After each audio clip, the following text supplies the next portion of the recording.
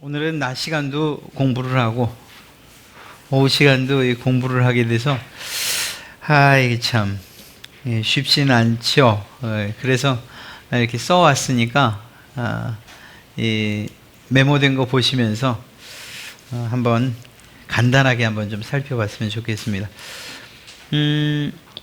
말씀드렸던 것처럼 구약의 말라기 4장과 마태복음 1장 사이에는 대략 400년의 시간이 흘러가게 됩니다. 그런데 거기에 대한 어떤 성경 안에서의 역사가 기록되어 있지 않기 때문에 성경 역사 가운데에서는 암흑기 혹은 또 침묵기 이런 표현을 씁니다. 그러나 그건 성경의 역사가 기록되어 있지 않다는 거지, 세상의 역사는 큰 역사의 그 수레바퀴가 계속해서 굴러가고 있었어요. 그리고 우리가 오늘 다 보지는 못해요. 특별히 이 헬레니즘이라고 하는 그리스 문화가 지대하게 영향을 끼친 로마, 그리고 이 로마라고 하는 나라가 이 대제국으로서 패권을 차지하면서 하나님의 복음, 예수 그리스도의 복음이 놀랍게 증거되는 그런 기반이 마련이 됩니다. 그러니까 결론사만 말씀드리면 400년 동안 아무 일이 없었던 것이 아니고 큰 나라들이 몇 번의 변혁의 시기를 거쳐가면서 결국은 그리스도의 복음이 땅끝까지 힘있게 뻗어나가는 기반을 마련하는 그런 시간이 됐다는 거예요. 그래서 아무런 의미 없는 시간이 결코 아닌 것을 알 수가 있습니다. 그 정점, 즉 로마라고 하는 나라를 통해서 하나님이 그 로마에 비록 이스라엘이 압제하에 있었습니다만, 그러나 그 로마를 사용해서 어떻게 복음 전파에 유용하게 사용하시는가를 보면 아주 깜짝 놀랄 만큼 하나님의 그 일하심을 우리가 찬송하게 됩니다.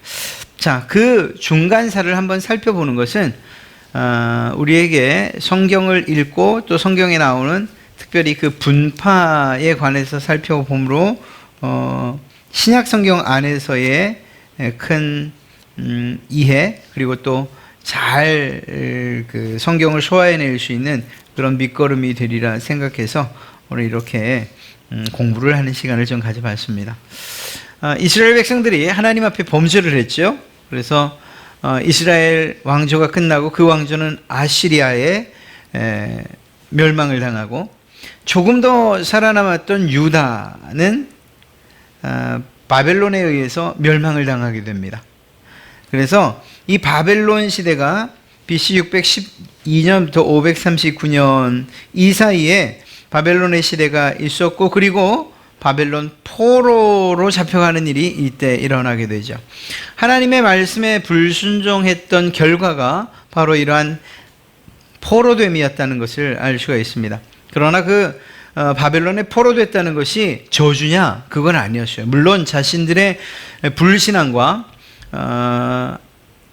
그 하나님에 대한 불충성으로 인해서 더 나아가서 이방신들을 섬기고 종교적으로 그렇게 타락한 결과가 이 포로되는 것이긴 했습니다만, 그 포로기 가운데에서도 하나님이 끊임없이 그들에게 은혜를 베풀어 주시고, 그리고 내가 너희를 사랑한다, 내가 너희를 다시금 회복시키겠다, 이런 하나님의 위로의 말씀을 계속 듣게 되거든요.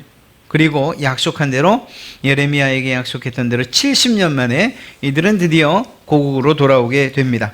그런데 이 돌아올 때에 왕조가 바뀝니다. 이 제국, 그 당시 근동 지역을 제패했던 나라가 바뀌게 됩니다. 바벨론이 힘을 잃고 그 자리에 페르시아가 자리를 잡게 됩니다.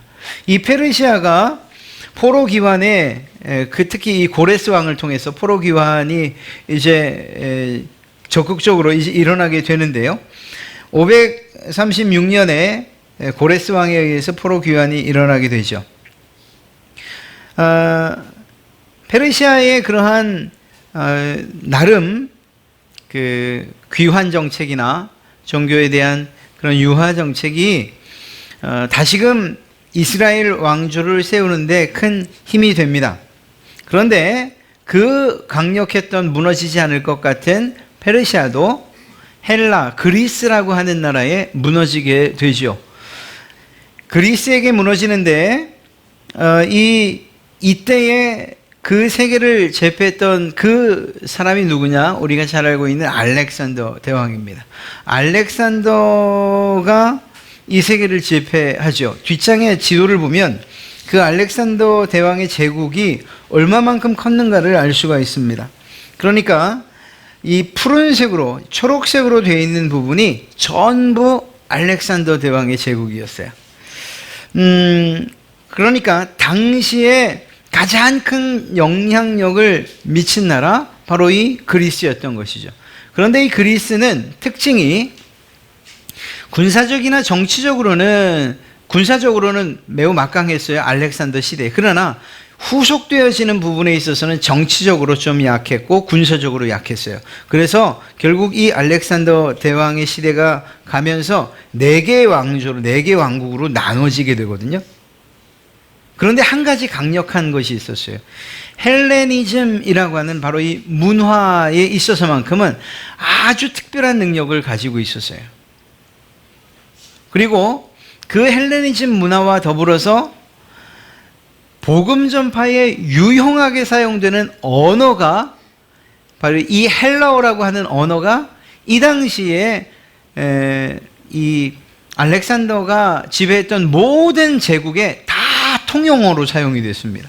그러니까 다른 여러 나라 필요 없어요. 오늘날로 치면 영어와도 같은 거예요. 어딜 가든지 헬라어만 하면 되는 거예요.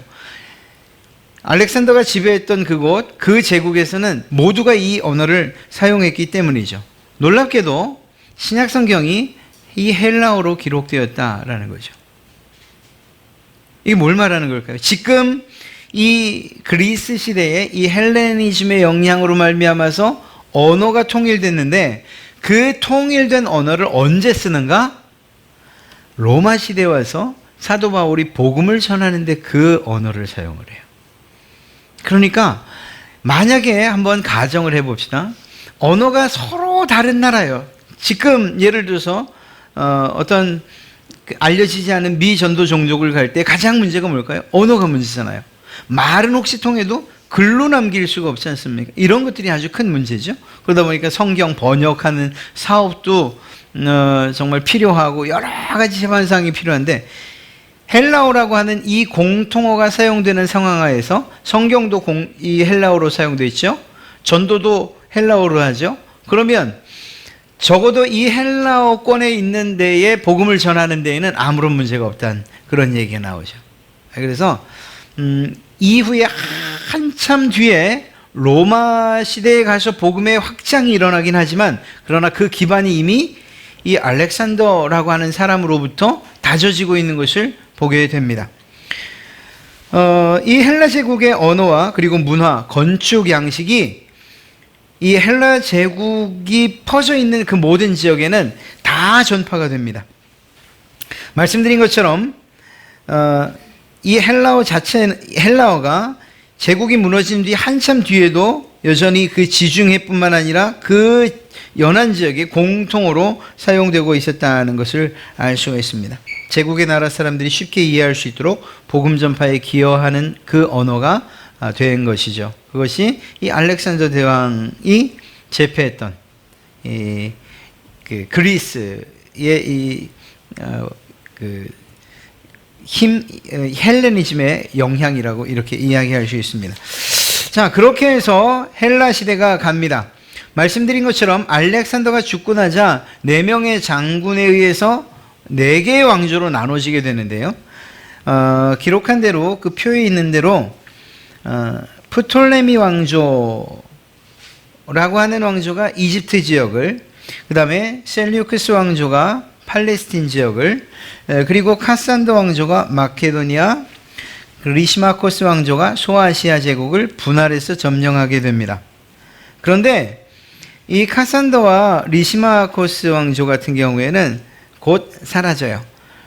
2개 왕조가 남아서 싸우게 되는데 프톨레미와 셀류크스 왕조가 서로 이 둘이 남아서 서로 싸우게 됩니다. BC 201년에 셀류크스 왕조의 안티오쿠스 3세가 팔레스틴을 차지하게 돼요. 이유는 뭘까요? 프톨레미 왕조를 무찔렀기 때문이에요. 그러다 보니까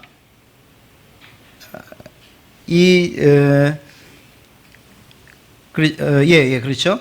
셀류크스 왕조의 안티오쿠스 3세가 팔레스틴을 차지하고 입시 지역도 차지하고 그렇게 해서 전체 지역을 차지하게 되는데, 그런데 여기에서 처음에는 종교에 있어서 자유정책을 폈던 이 안티오쿠스 3세가 이집트와의 전쟁 가운데 패전으로 보상금을 지급해야 되는 문제가 생기게 됩니다.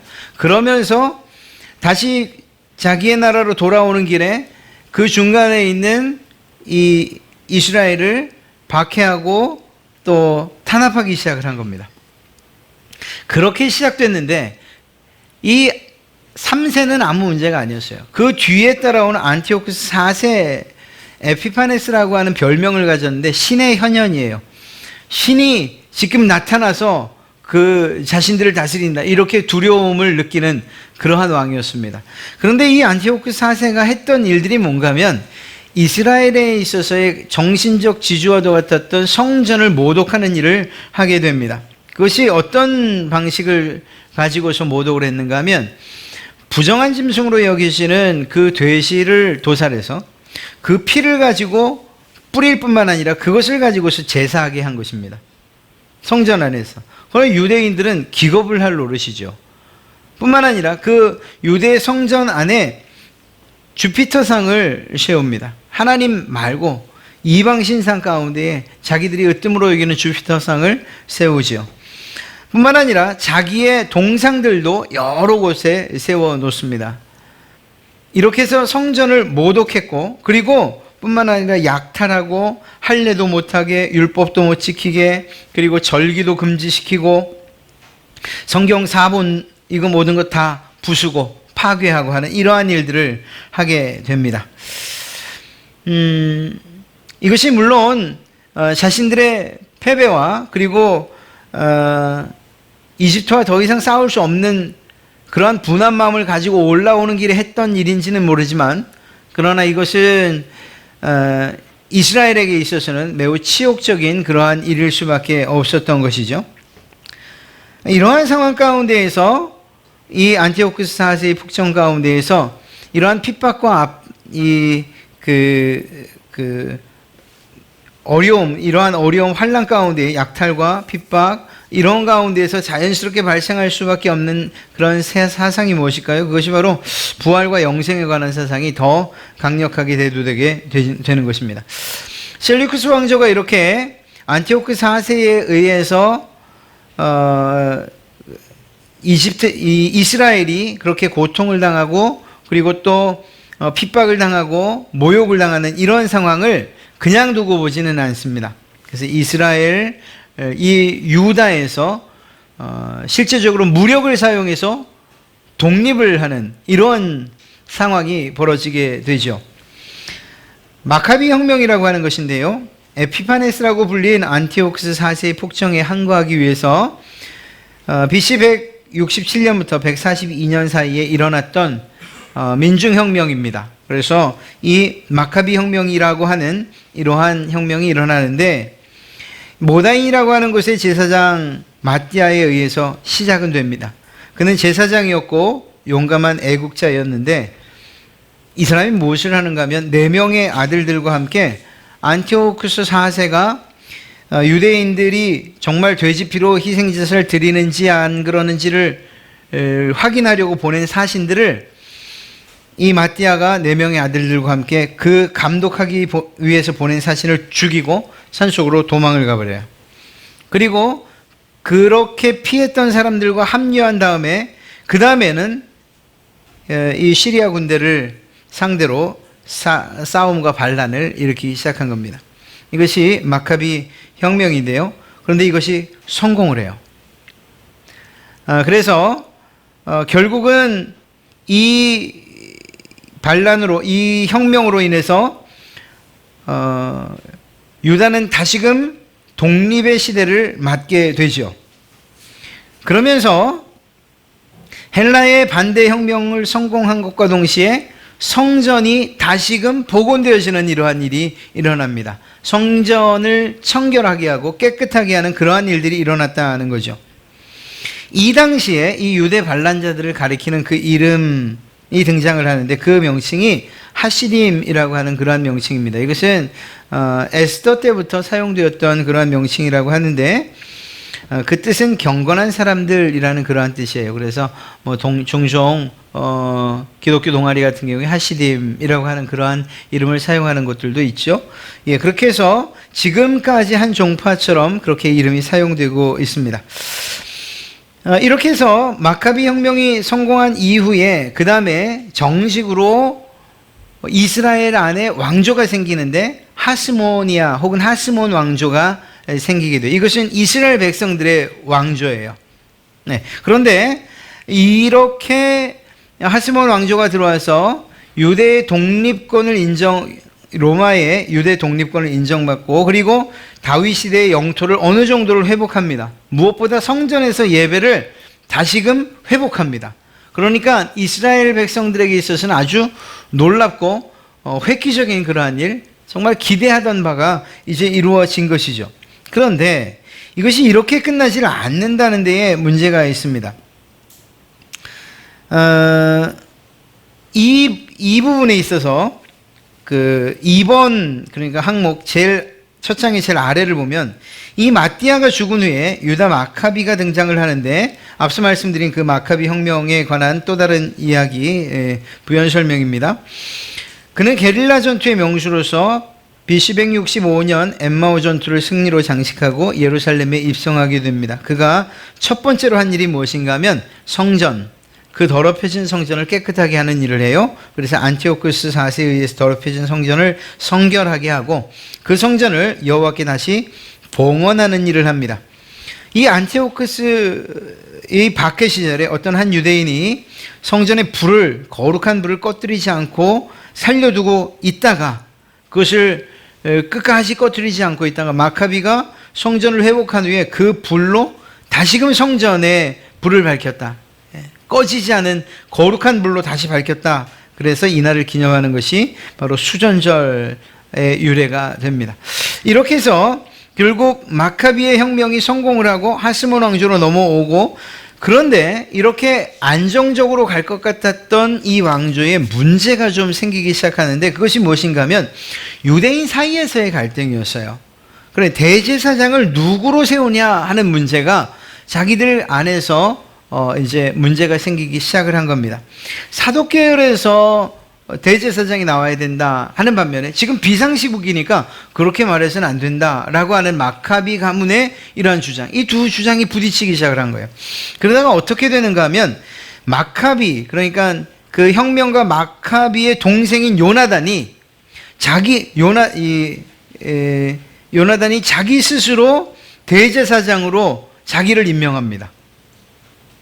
그러니까 대제사장 계열이 아님에도 불구하고 자기 자신을 대제사장으로 임명하는 일이 일어난 거예요.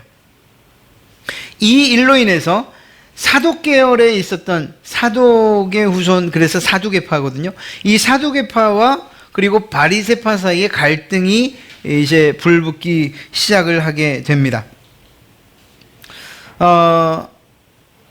이러한 상황 가운데에서 존 힐카누스라고 하는 이 사람이 시리아군을 물리치고 그리고 사마리아와 이두메라는 지역을 통합하게 되는데 이때에 이방 사람인 이두메 사람들을 핍박하게 돼요.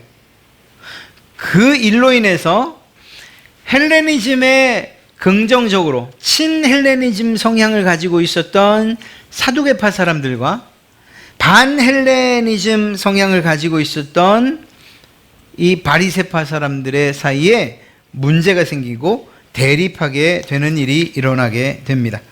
그렇게 해서 사두개인들과 그리고 이 바리새파 사이의 갈등 그리고 그 골은 점점 깊어지게 되죠. 그 사이에 에세네파가 또한 등장을 하게 됩니다. 왜냐하면 이 에세네파가 이 요나단 마카비가 자기 스스로 대제사장이 된 것에 반발을 한 거예요. 그리고 그것을 동의할 수 없었다. 그래서 자기들의 무리를 그룹을 만들고 그리고 SNF파 그리고 나선 사회지역으로 이동을 해서 공동 집단 생활을 하게 됩니다. 이런 하스몬 왕조도 이제 BC 63년에 로마 장군 폼페이에 의해서 예루살렘이 점령되고 다시금 로마의 속국이 되게 돼요. 그러면서 아까 그 싸웠던 이두메 지역의 출신인 헤롯 왕이 유대 땅을 지배하게 되죠. 참 아이러니하죠. 그러니까 누가 힘을 얻겠어요? 사두개파가 힘을 얻는 거예요. 사두개파가 지지를 했었거든요. 이두메에 대한.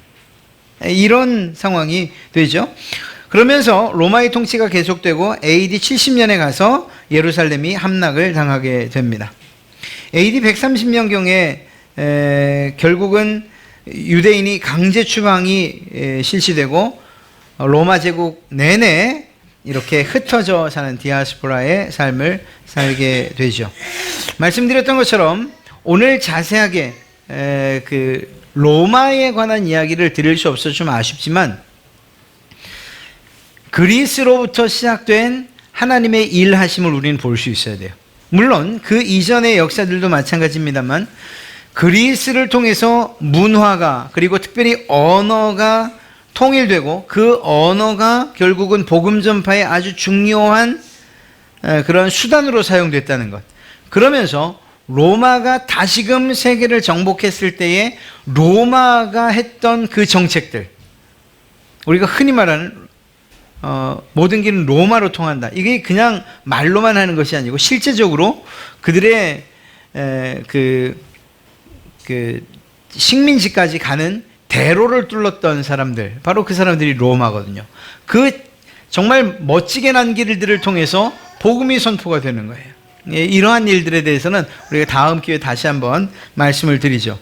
이러한 바벨론으로부터 해서 페르시아 그리고 헬라 그리스 시대 그리고 잠시 동안의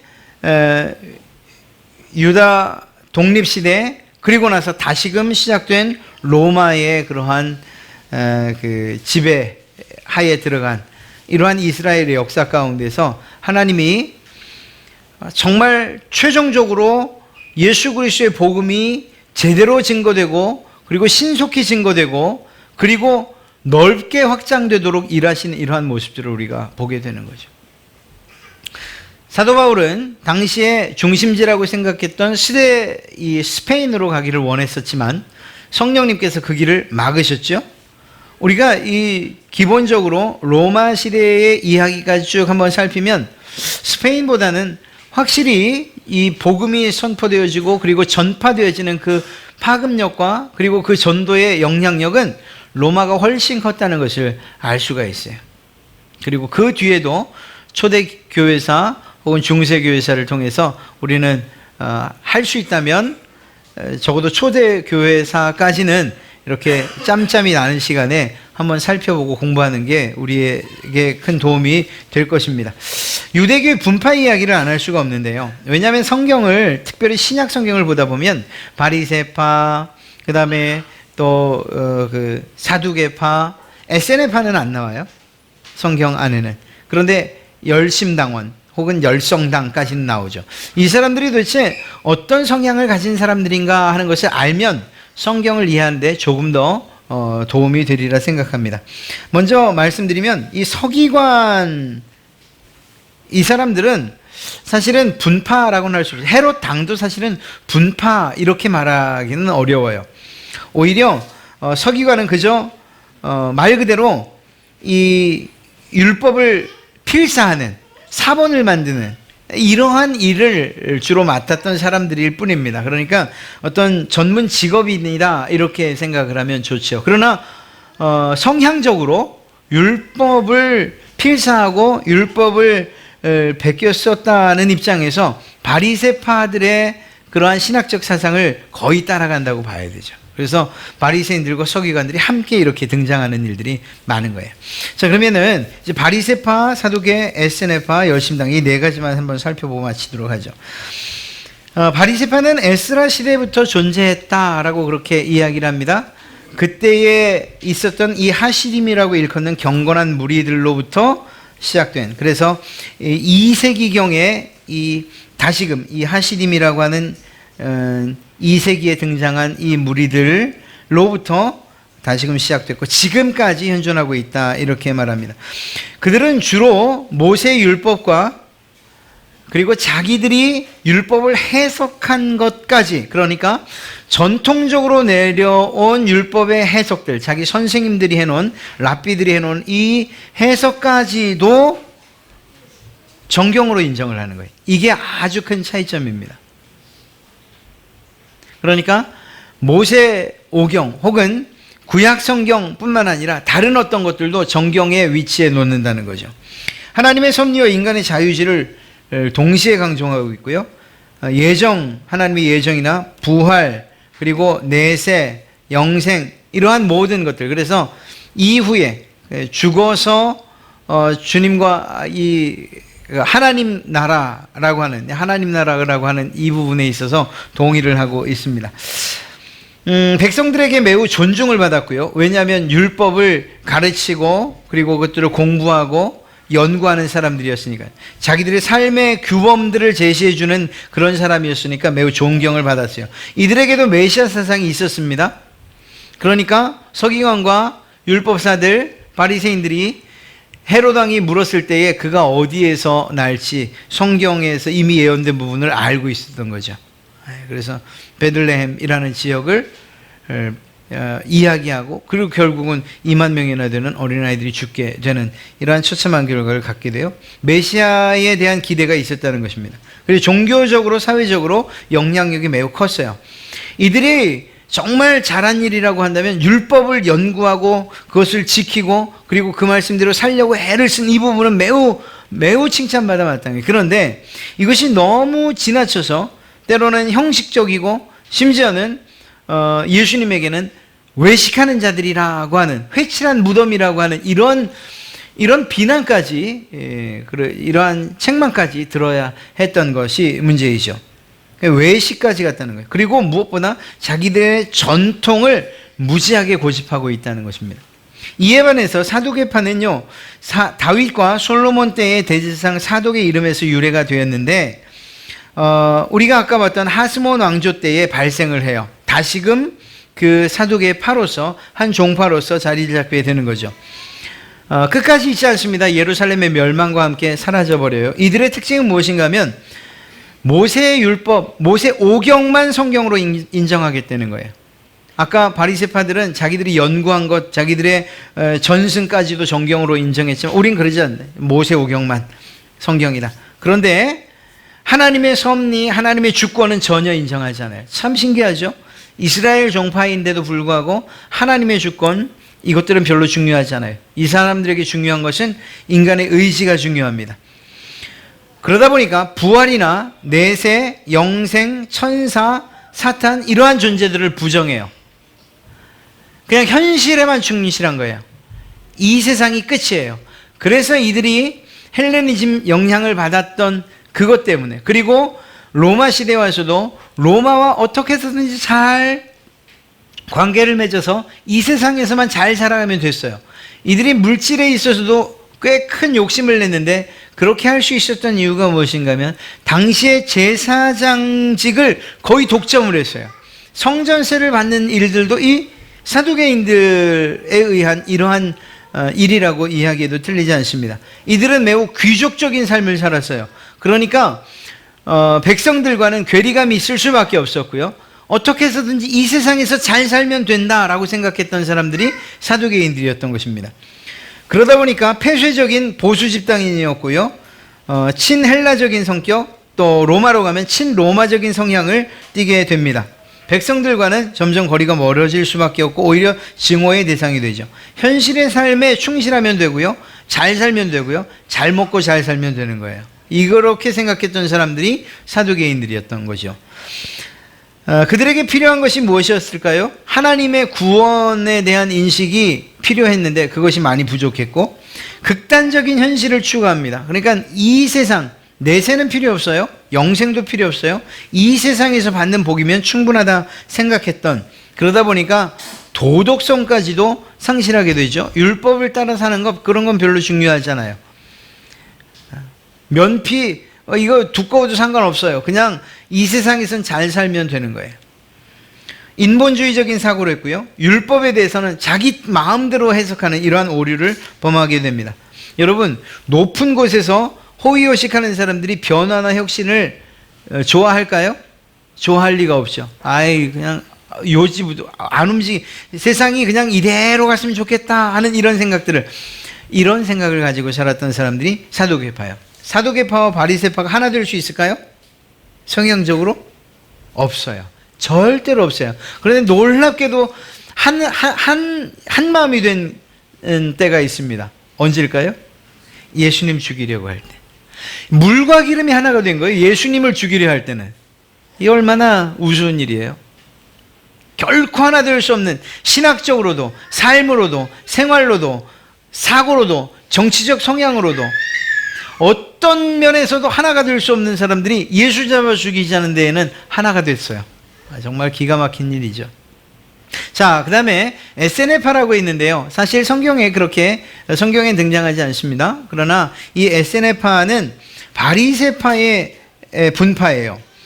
아까 우리가 봤던 것처럼 이 요나단 마카비가 자기 스스로 대제사장이 된 것에 반발을 해서 그들이 무리를 이루고, 그리고 결국은 사해지역으로 떨어져 나오게 됩니다. 그래서 개인의 은둔과 신비사상을 표방한 그런 작은 공동 집단 생활을 하게 돼요. 기본 신학은 바리새파와 유사하고요. 좀 다른 점이 있다면, 인간의 자유의지, 이것보다 하나님의 주권과 율법 자체를 더 존중해요. 그리고 내세와 영생도 역시 믿고요. 삶에 있어서는 철저한 금욕 생활을 합니다. 자기 스스로를 절제하고 스스로 정결케 하는 그러한 삶을 살죠. 그리고 자기를 깨끗게 하는 이러한 규례에 매우 엄격하고요. 그리고 공동생활을 하는데 사유재산은 인정하지 않고요. 그러다 보니까 좀 더 자기 자신들을 성결하게 그리고 거룩하게 하려는 이러한 시도들이 독신이나 혹은 운명론적인 그러한 경향을 띠게까지 합니다. 이들이 참 잘했던 일은 무엇인가 하면 이 성경의 사본을 남기는, 이러한 유품을 남기는 일들을 통해서 성경 연구에 큰 아주 좋은 영향을 가져오게 됩니다. 이들이 잘했던 일은 경건 생활에 아주 정말 탁월함을 보이고요. 율법을 연구하는 일에도 그렇습니다. 겸손과 사랑의 공동체였고, 그러다 보니까 노예제도 자체도 율법에 근거해서 부인하고 그것들을 실행하지 않아요. 그런데 문제는 뭔가 하면 사회와 완전히 분리되어 산 그러한 공동체였다는 거예요. 또 극단적인 신비주의, 이 유대 종파의 유대인들에게도 신비주의가 있습니다. 이러한 신비주의에 빠져 있었고, 더 나아가서 물질은 악하다. 그러니까 이원론적인 생각을 가지고, 영은 깨끗하고 물질은 악하다. 사실 이러한 생각들은 어디에까지 영향을 미치는가 하면, 물질로 예수님의 몸이 물질이잖아요. 그러니까 예수님의 이 몸, 즉 몸됨, 인성까지도 더럽게 혹은 악한 것으로, 그래서 예수님의 인성을 부인하는 이러한 결과까지도 가져오게 됩니다. 그러니까 어느 한편으로 너무 치우친 이것이 결국은 이 에세네파의 좋은 장점들을 다 묻어버리는, 그것을 잃어버리게 되는 이러한 안타까운 그러한 지경에 이르게 되죠. 말씀드린 것처럼 분파라고까지는 할 수 없지만 로마에 항거했던 우리나라로 치면 독립군 무리가 있습니다. 바로 열심당이었고요. 가룟 유다도 아마 이 열심당원이 아니었겠네요. 이 열심당원으로 활동을 했죠. 그런 것을 알 수가 있습니다. 갈릴리 사람 유다로부터 시작된 매우 급진적인 독립단체, 독립운동단체라고 말할 수 있어요. 로마에 직접적으로 싸워서 독립을 쟁취하겠다고 했던 사람들의 무리이고요.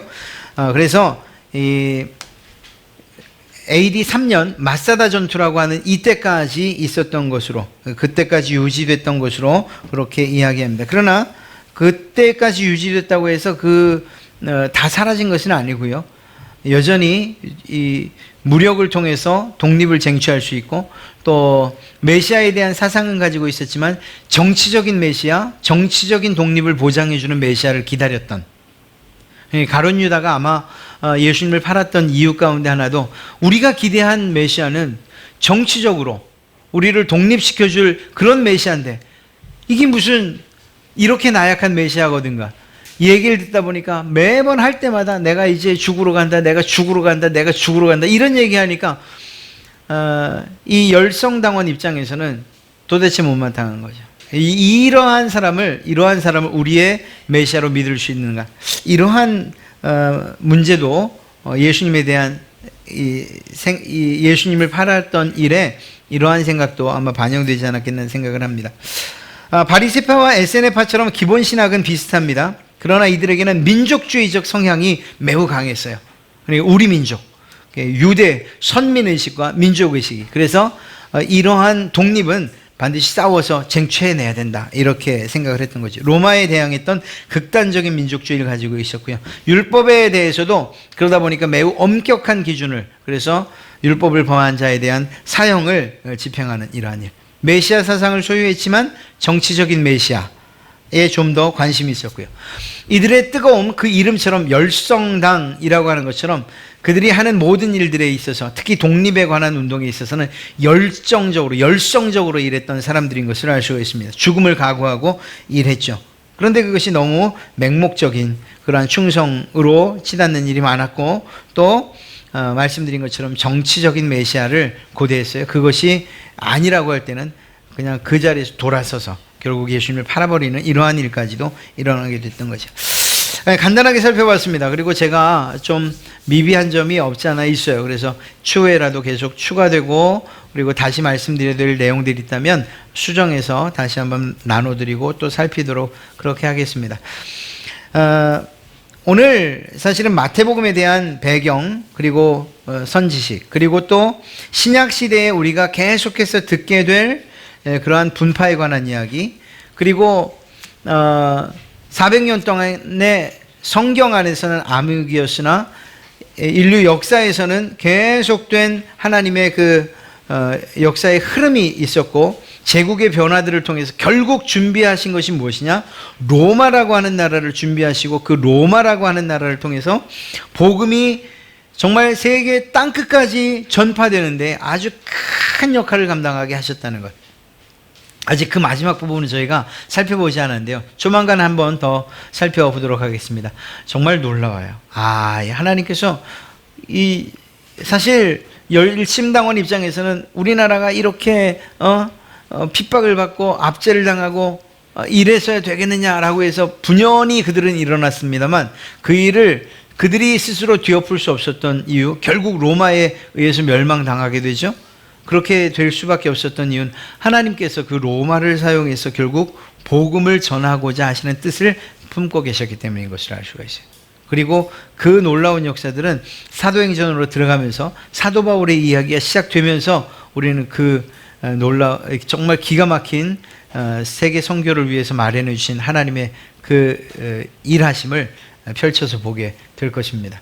그리고 그 이전에 한 번 더 로마에 대한 이야기는 해야 될 것 같습니다. 참 이럴 때가 좀 난감해요. 공부하고서는 뭘 기도하자고 해야 되나? 공부한 거 잘 생각나게 해주십시오. 이렇게 기도해야 되는가 싶기도 합니다만, 하나님은 일하신다는 것, 이것 한 가지 기억하고 기도했으면 좋겠습니다. 깜깜한 것 같고 아무것도 기록된 것 없는 것 같지만, 그러나 하나님은 우리가 알지 못하는 그러한 보이지 않는 그곳에서 계속 일하고 계시고, 그 일하심의 결과로 하나님께서 정말 원하시고 뜻하시고 계획하신 바를 이루시고 계시다는 거예요. 그렇다면 우리에게 있어서 중요한 건 뭘까요? 그 하나님이 일하신다는 사실, 내 눈에 보이지 않아도 하나님이 여전히 일하고 계신다는 사실을 믿고 그 하나님에게 순종하고 그 하나님의 말씀을 따라 살아가는 이것이 중요한 건 아니겠습니까? 예, 그렇게 기도했으면 좋겠어요. 하나님.